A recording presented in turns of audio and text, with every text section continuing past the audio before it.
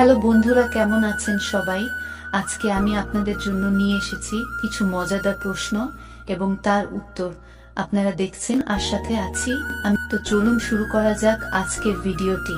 আর ভিডিওটি দেখার সময় অবশ্যই হেডফোন ব্যবহার করুন, কারণ আপনার আশেপাশে কেউ শুনতে পেলে আপনারই সমস্যা হতে পারে। প্রশ্ন: কিভাবে ঢুকালে মেয়েদের খুব মজা লাগে? উত্তর: মেয়েদের দুটো পা উপরে তুলে দিয়ে তারপর ঢুকালে মেয়েদের খুব মজা লাগে। প্রশ্ন: নিজের বউয়ের সাথে অতিরিক্ত বা বেশি বেশি লাগালে কি কি উপকার হয়?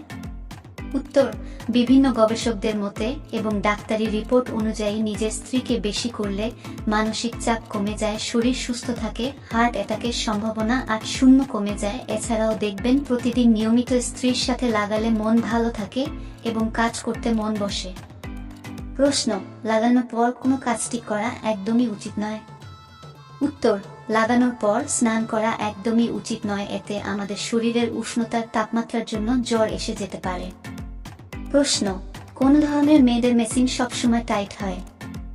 উত্তর: যেসব মেয়েরা খুব রোগা পাতলা সেই সব মেয়েদের জন্য অনেক টাইট হয়।